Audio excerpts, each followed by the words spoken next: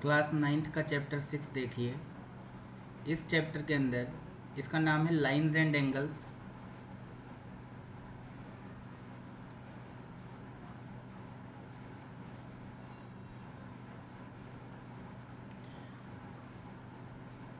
इसके अंदर सबसे पहले हमें एक्सियम दिए हुए हैं, दो एक्सियम, एक्सियम 6.1 और एक्सियम 6.2। क्या कहते हैं ये दोनों एक्सियम? देखिए, ये कहता है कि अगर एक रे खड़ी हुई हो, ये रे है, ठीक है, ये इस लाइन पे खड़ी है अगर, तो जो ये दो एडजेसेंट एंगल बनेंगे, एक तो ये वाला एंगल और एक ये वाला एंगल, ये जो दो एंगल बनेंगे इन दोनों का जो सम आएगा वो 180 आएगा। If a ray stands on a line then sum of adjacent angles so formed is 180 degree.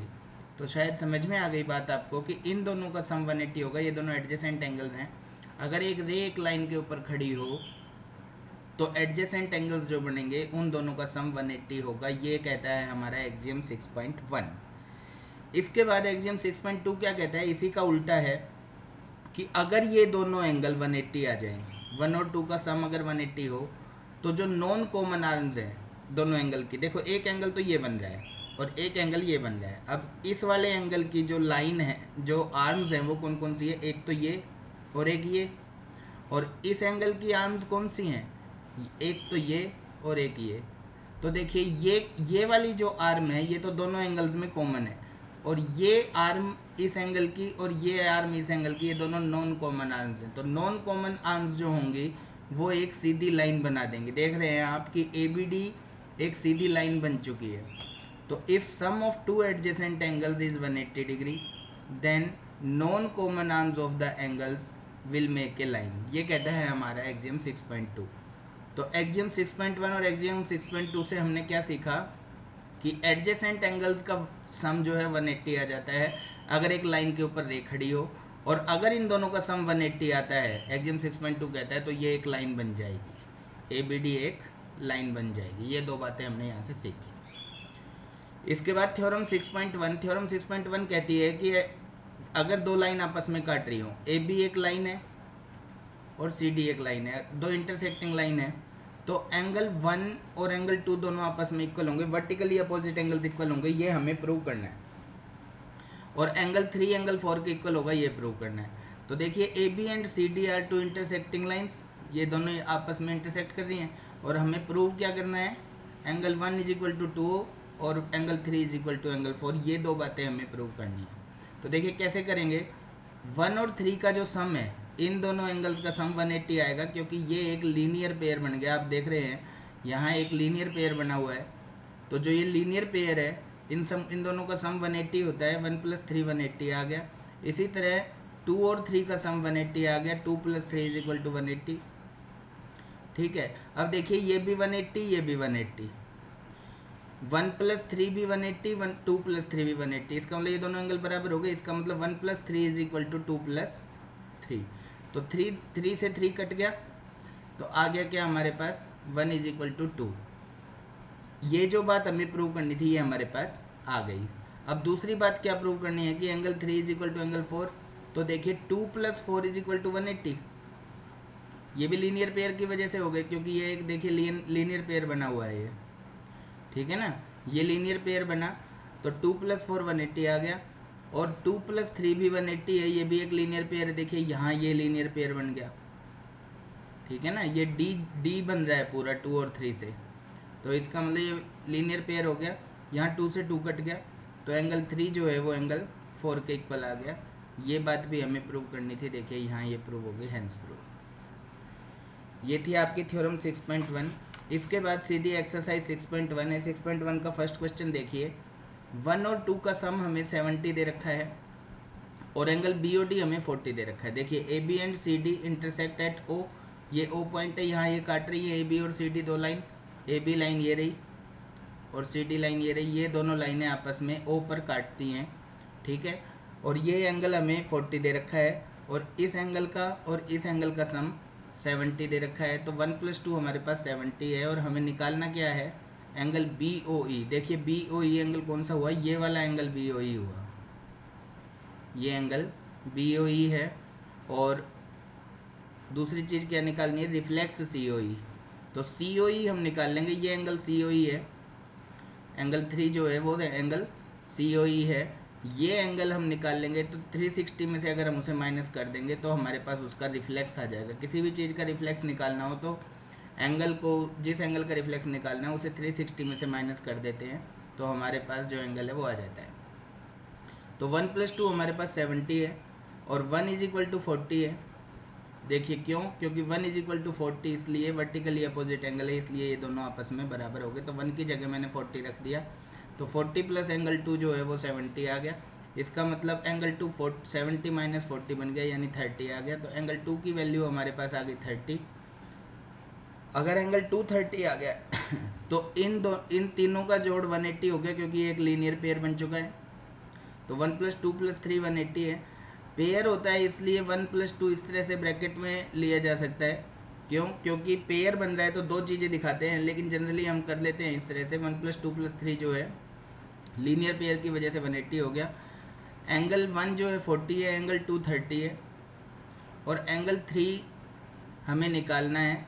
इन तीनों का सम 180 है, तो 40 + 30 70 है। ये 70 उधर चला गया तो ये 110 के बराबर आ गया एंगल 3। एंगल 3 हमारे पास 110 अगर आ गया है तो इसका मतलब एंगल COE जो है वो 110 आ गया। और रिफ्लेक्स COE मैंने बताया था, अभी किसी भी चीज़ का रिफ्लेक्स निकालना हो तो 360 में से उसको माइनस कर देते हैं। तो 360 में से हमने COE को माइनस कर दिया, यानी कि 360 में से 110 गया तो 250 हमारा आंसर आ गया। ये हो गया हमारा क्वेश्चन नंबर 1। क्वेश्चन नंबर 2 देखिए। क्वेश्चन नंबर 2 में कहता है कि ये A और B ये दे रखे हैं एंगल, और ये एंगल हमें 90 दे रखा है। तो अगर ये 90 है तो ये पूरा का पूरा लीनियर पेयर हुआ।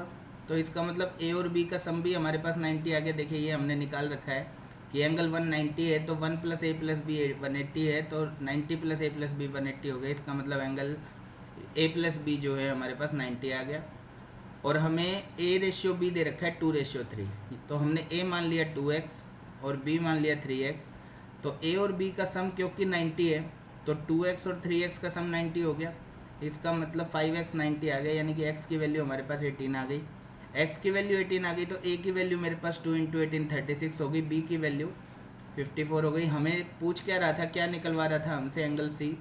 तो B और C का सम 180 आ गया, क्योंकि लीनियर पेयर है ये। B और C का सम 180 आ गया। B + C 180 है तो B की जगह 54 रख देंगे, 54 + C 180 हो गया। तो एंगल C जो है हमारे पास 180 - 54, यानी एंगल C हमारे पास 126 आ गया। ये हमारा क्वेश्चन नंबर 2 था। क्वेश्चन नंबर 3 देखिए। इसके अंदर एंगल 1 एंगल 2 हमें इक्वल दे रखे हैं और हमें प्रूव करना है कि एंगल 3 एंगल 4 के इक्वल होगा। 1 एंगल 2 के इक्वल है और एंगल 3 एंगल 4 हमें इक्वल प्रूव करने हैं। देखिए 1 और 3 का सम 180 होगा, क्योंकि ये एक लीनियर पेयर है। और इसी तरह 2 और 4 का सम 180 होगा, क्योंकि ये एक लीनियर पेयर है। तो 1 + 3 भी 180 हो गया और 2 + 4 भी 180 हो गया। ये दोनों 180 हैं, इसका मतलब 1 + 3 और 2 + 4 हमारे पास इक्वल आ गए। तो 1 + 3 = 2 + 4, लेकिन 1 और 2 दोनों इक्वल है, इसलिए मैं 1 से 2 को काट सकता हूँ। इसलिए एंगल 3 = एंगल 4 आ गया। हैंस प्रूव कि भाई जो हम चाह रहे थे वो हमें मिल गया। एंगल 3 एंगल 4 के इक्वल वो पूछ रहा था कि हो जाए। Question number 4। इसके अंदर एक ये AB लाइन दे रखी है और इसके ऊपर ये दो दे रखी है रे, OC और OD। और ये एंगल है XY और ये Z और ये W।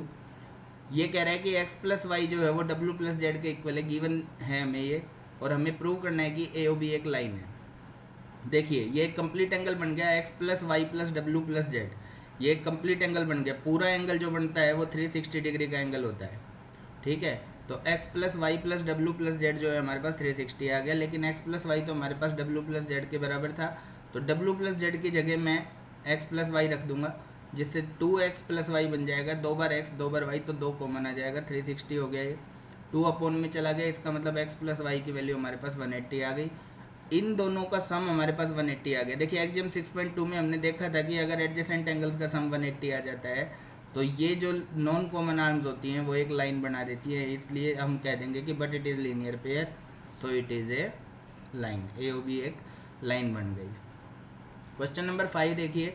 क्वेश्चन नंबर 5 के अंदर एक POQ लाइन दे रखी है और OR एक रे है और ये एंगल 90 दे रखा है हमें, ठीक है। और ये OS एक रे दे रखी है OR और OP के बीच में, OR रे और OP रे के बीच में हमें एक रे दे रखी है OS। तो हमसे ये कहता है कि ROS is equal to QoS minus POS के हाफ के इक्वल प्रूव करो। अब आप मेन चीज़ ये देखिए कि QoS माइनस POS का मुझसे, देखिए एंगल QoS और एंगल POS इन दोनों का डिफरेंस पूछ रहा है मुझसे ये। तो मैं एक बार तो एंगल QoS निकाल लूँगा, एक बार POS निकाल लूँगा और उन दोनों को घटा दूंगा, तो जो आएगा वो कहीं ना कहीं ROS से जुड़ेगा। देखिए QoS एंगल मैंने निकाला, QoS एंगल ये एंगल है। अब QoS है क्या, 90 प्लस ये वाला एंगल ROS, तो ये 90 प्लस ROS हो गया QoS। और इसी तरह जो ये POS एंगल है ये क्या बन गया, ये पूरे के अंदर से, ये पूरा कितना है 90 है, इस पूरे के अंदर से अगर मैं ROS घटा दूं तो बच गया क्या, POS। इसका मतलब 90 में से जब हमने ROS घटाया तो हमारे पास POS आ गया। अब मुझे चाहिए QoS और POS का डिफरेंस, तो हमने इन दोनों को घटाया तो यहाँ साइन चेंज हो गया, ये माइनस हो गया, ये माइनस हो गया, इधर ये माइनस का प्लस बन गया, 90 से 90 कट गया, QoS माइनस POS हमारे पास 2 ROS के बराबर आ गया, ROS प्लस ROS यानी 2 ROS 2 अपॉन में चला गया। इसका मतलब ROS जो है हमारे पास half of QoS minus POS के इक्वल आ गया, हेंस प्रूव्ड। यही हमें चाहिए था, ठीक है।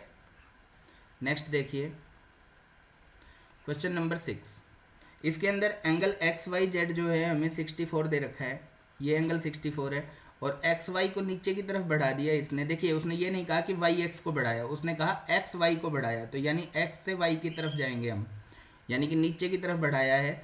और ये कहता है YQ जो है ये एंगल का बाइसेक्टर खींच दिया, कौन से एंगल का, ZYP एंगल का, यानी कि एंगल 1 जो है वो एंगल 2 के इक्वल आ गया, ठीक है।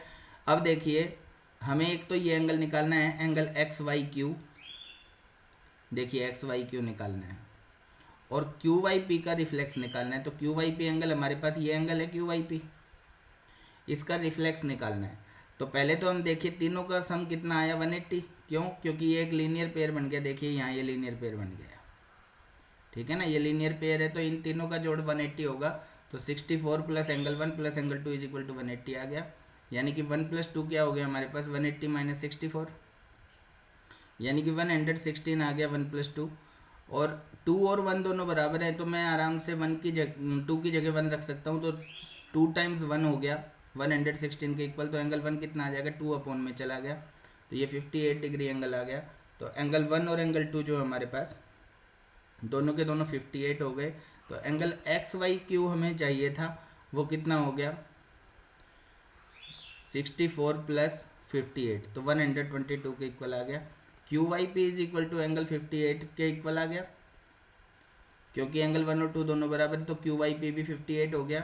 जब QYP एंगल 58 हो गया तो रिफ्लेक्स QYP कितना आएगा, 360 में से 58 को घटा देंगे तो 302 आ जाएगा। देखिए दो चीज़ हमें निकालनी थी, एक तो एंगल XYQ वो हमने यहाँ निकाल दिया 122 आ गया, एक चाहिए था हमें रिफ्लेक्स QYP, तो रिफ्लेक्स QYP हमारे पास 302 आ गया। ये दोनों आंसर हो गए।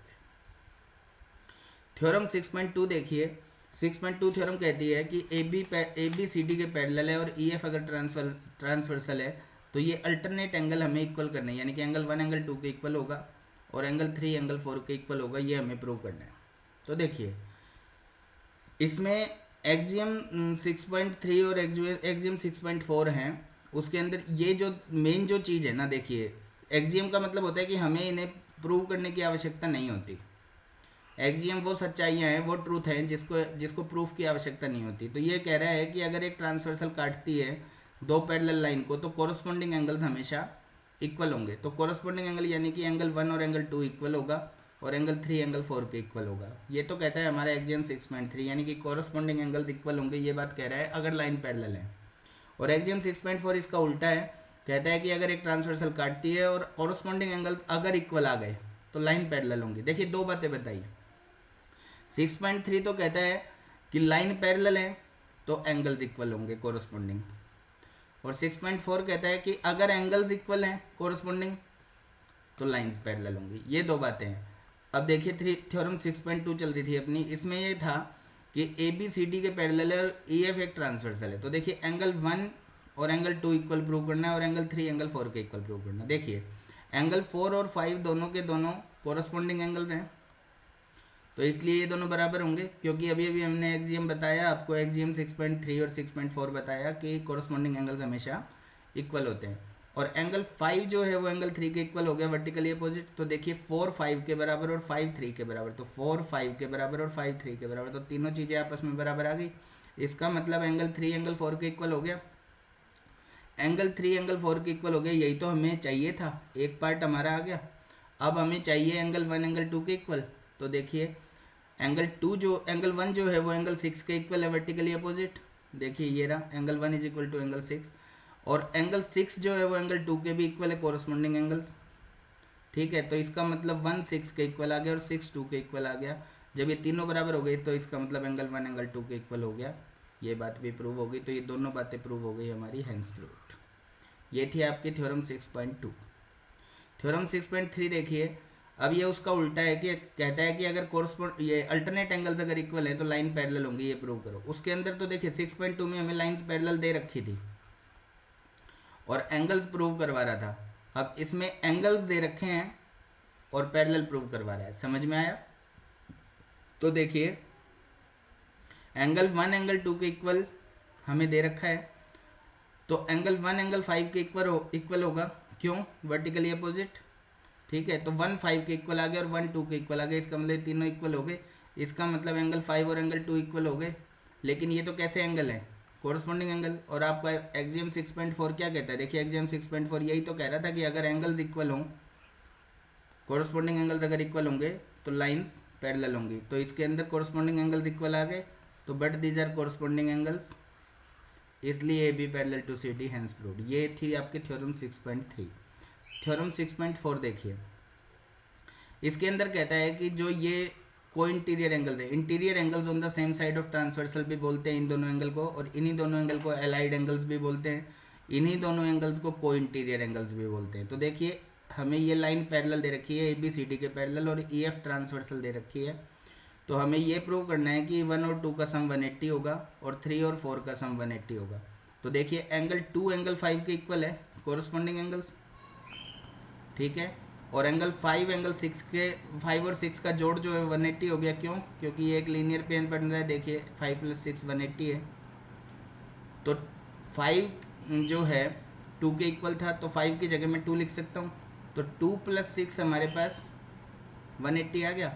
लेकिन एंगल 6 तो एंगल 1 के इक्वल है, तो इसका मतलब 6 और 1 बराबर है, तो मैं इस 6 की जगह क्या रख सकता हूँ? 1। तो 2 + 1 = 180। दूसरे तरीके से आराम से भी हो सकता है ये। इसी तरह देखिए मैंने 3 और 4 का सम कैसे 180 किया। 4 और 6 इक्वल है, कोरस्पॉन्डिंग एंगल्स, और 6 और 3 का सम 180 है, लीनियर पेयर। तो अब मैं सीधा 6 की जगह 4 रख दूंगा। इसी तरह 4 + 3 180 आ गया। इसी तरह आप यहाँ भी कर सकते थे कि 2 और 5 का सम, 2 और 5 दोनों कोरस्पॉन्डिंग एंगल्स इक्वल हैं, और 5 और 1 का सम 180 हो जाता, तो 5 की जगह आप 2 रख देते, तो 1 + 2 180 आ जाता। ये वाला इस तरीके से भी हो सकता था जैसे ये किया। तो ये दोनों एंगल, जो एंगल 3 + एंगल 4 180 चाहिए था और एंगल 1 + 2 180 चाहिए था, ये हमारा इस तरह से हो जाएगा थ्योरम 6.4। थ्योरम 6.5 देखिए, कह रहा है कि अब कोर्स ये को इंटीरियर एंगल्स का सम अगर 180 है, वो उसका उल्टा है थ्योरम 6.4 का। तो कहता है ये वाली दोनों लाइनें पैरेलल प्रूव करो। उसमें पैरेलल दे रखी थी, देखिए 6.4 में ये पैरेलल दे रखी थी और ये प्रूव करवा रहा था। अब की बार ये दे रखा है और ये लाइन प्रूव करवा रखी है पैरेलल। तो देखिए 1 + 3 का सम 180 है, लीनियर पेयर है। देखिए ये लीनियर पेयर बन रहा है 1 + 3, तो ये लीनियर पेयर है। और 1 + 2 180 हमें दे रखा है, इसने गिवन है ये 1 + 2 180। तो इसका मतलब ये दोनों 180 हो गए, इसका मतलब ये दोनों भी बराबर हो गए 1 + 3 1 + 2। तो 1 + 3 को 1 + 2 के इक्वल रख दिया, एंगल 1 से एंगल 1 कट गया, तो एंगल 3 और एंगल 2 दोनों इक्वल आ गए। लेकिन ये तो कोरस्पॉन्डिंग एंगल्स हैं, इसलिए A B parallel to C D हो गई, हेंस प्रूव्ड। थ्योरम 6.6 देखिए, कहता है कि अगर दो लाइनें हो ए बी और सी डी, ये दोनों लाइनें अगर ए बी भी ई एफ के पैरेलल है और सी डी भी ई एफ के पैरेलल है, ये दोनों लाइनें अगर इस लाइन के पैरेलल हैं तो ये दोनों आपस में भी पैरेलल होंगी, ये प्रूव करना है। तो हमें दे के रखा है कि ए बी ई एफ के पैरेलल है, ए बी ई एफ के पैरेलल है। और सी डी ई एफ के पैरेलल है, यानी कि सी डी ई एफ के पैरेलल है।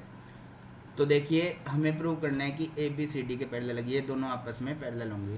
तो हमने एक ट्रांसवर्सल खींच ली G H, A B E F के पैरेलल है, क्योंकि ए बी ई एफ के पैरेलल है इसलिए ये वाला एंगल और ये वाला एंगल कोरस्पॉन्डिंग एंगल्स इक्वल हो गए। और इसी तरह जब ये वाली लाइन सी डी जो है ई एफ के पैरेलल है, देखिए सी डी ई एफ के पैरेलल है, ठीक है, तो इसका मतलब एंगल 2 और एंगल 3 दोनों इक्वल हो गए। अब देखिए 1 2 के इक्वल है और 2 3 के इक्वल है, तो 1 2 के इक्वल और 2 3 के इक्वल, यानी तीनों इक्वल, यानी कि 1 = 3 आ गया। ये वाला एंगल इसके इक्वल आ गया। अब देखिए ये दोनों एंगल अगर इक्वल आ गए तो ये कैसे एंगल है, corresponding, but these are corresponding, इसलिए लाइन कैसी हो गई, parallel, A B parallel to C D, hence proved. Exercise 6.2 के अंदर चल दिए। अब हम सारी थ्योरम हो गई, एक्सियम हो गए, 6.1 हो गई। 6.2 देखिए, 6.2 के अंदर ये ए बी और सी डी, ये दो लाइनें दे रखी हैं, तो ये प्रूव करना है कि ए बी और सी डी पैरेलल है और एक्स और वाई की वैल्यू निकालने के बाद ये प्रूव करना है। तो देखिए 50 और एक्स का सम 180 हो गया, लीनियर पेयर, तो 50 और एक्स का सम 180 लीनियर पेयर, और वाई और 130 इक्वल हो गए वर्टिकली अपोजिट एंगल्स होने की वजह से। तो यहाँ से 50 + x 180 था, तो x की वैल्यू कितनी आ गई, 180 - 50, यानी कि x भी 130 आ गया और y भी 130 आ गया। तो इसका मतलब x और y दोनों बराबर हो गए। जब ये दोनों बराबर हो गए तो देखिए ये वाला एंगल और ये वाला एंगल कैसे एंगल है, अल्टरनेट एंगल है। तो ये दोनों angle alternate, but these are alternate, इसलिए लाइन पैरेलल, हेंस प्रूव्ड।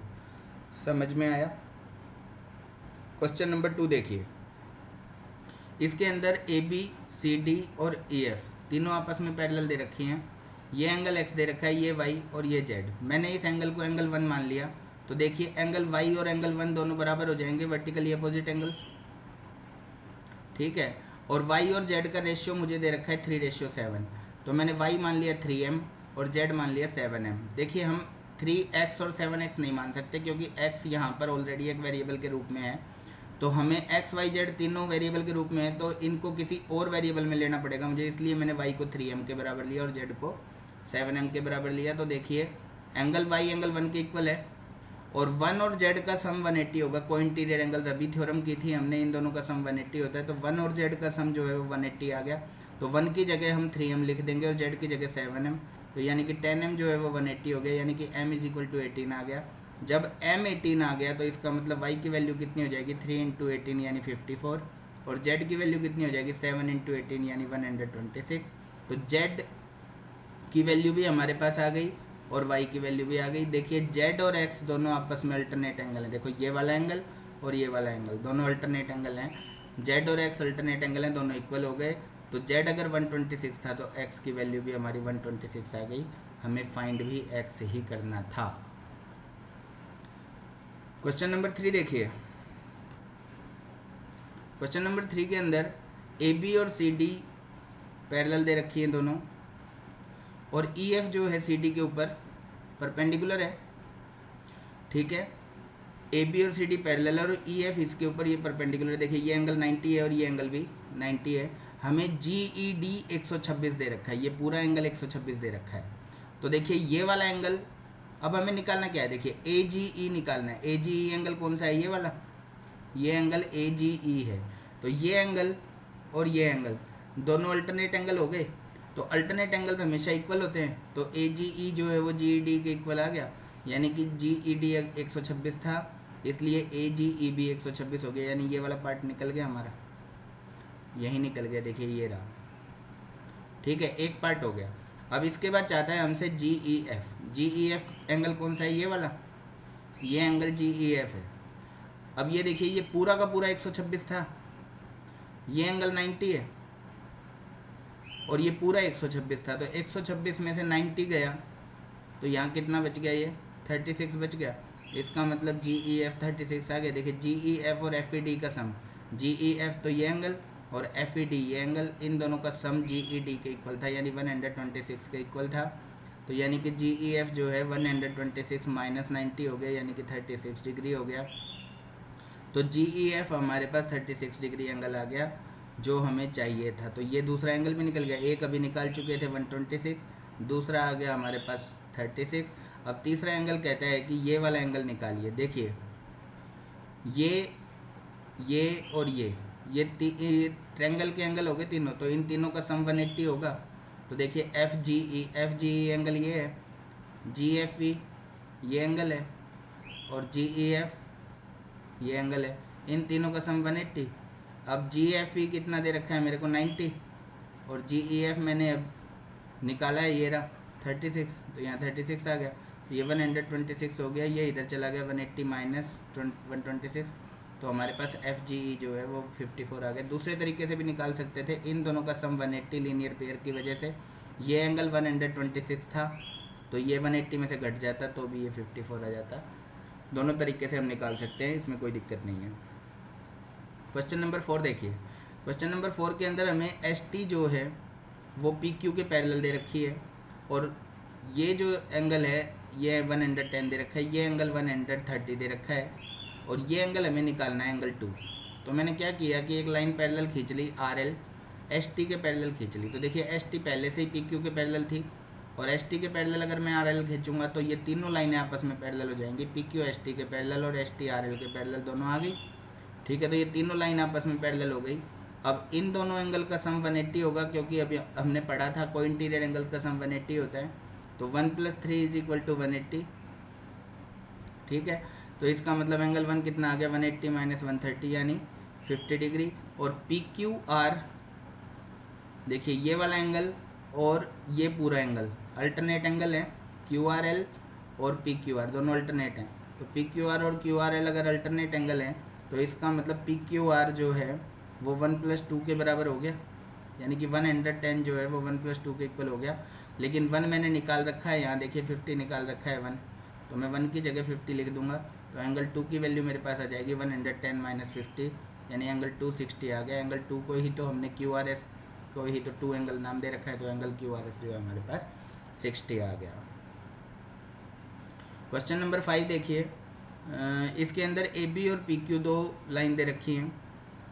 इसके अंदर ये 50 और ये y और ये x और ये 127 है। तो देखिए ये जो एंगल बना है, ये पूरा एंगल, ये एंगल यहाँ से लेके यहाँ तक, ये एंगल और ये एंगल दोनों बराबर हो गए अल्टरनेट एंगल्स। तो यानी कि 50 + y जो है 127 के बराबर आ गया अल्टरनेट।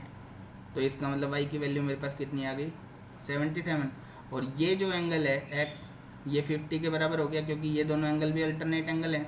तो x = 50 आ गया, ये दोनों अल्टरनेट एंगल होने की वजह से इक्वल हो गए। क्वेश्चन नंबर 6 देखिए। इसके अंदर दो मिरर दे रखे हैं पी क्यू और आर एस। ये दोनों मिरर, एक रे इस पे टकराती है, टकरा कर रिफ्लेक्ट हो जाती है, और रिफ्लेक्ट होकर यहाँ टकरा के फिर से वापस इधर चली जाती है। तो देखिए मैंने हमें पी क्यू और आर एस पैरेलल दे रखे हैं, दोनों मिरर पैरेलल दे रखे हैं पी क्यू और आर एस, और हमें प्रूव करना है कि ये जो ए बी है वो सी डी के पैरेलल है, ये प्रूव करना है। तो देखिए हमने बी एम पी क्यू के ऊपर परपेंडिकुलर डाल दिया, ये बी एम डाल दिया पी क्यू पे परपेंडिकुलर, और इधर जो सी एन है वो आर एस पे परपेंडिकुलर डाल दिया। ये हमने कंस्ट्रक्शन की है। देखिए ये वाला एंगल और ये वाला एंगल इक्वल होंगे, क्यों? क्योंकि ये जो रे है ये इंसिडेंट रे है, और इसे जो ये परपेंडिकुलर डाला है इसे हम नॉर्मल बोलते हैं।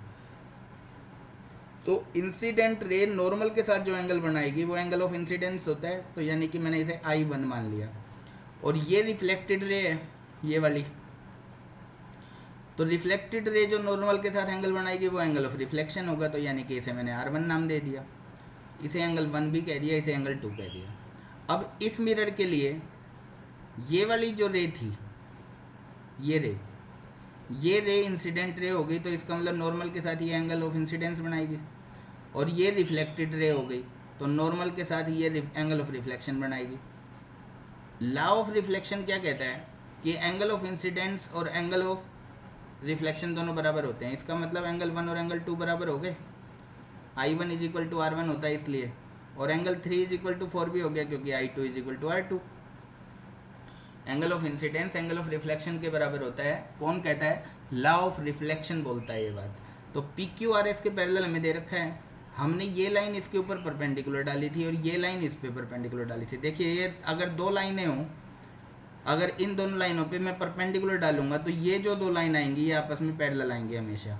तो बी एम अगर पी क्यू पे परपेंडिकुलर है और सी एन आर एस पे परपेंडिकुलर है और पी क्यू आर एस के पैरेलल है, तो इसका मतलब बी एम और सी एन दोनों आपस में पैरेलल हो जाएंगे, यानी कि ये वाली लाइन और ये वाली लाइन आपस में पैरेलल हो गई।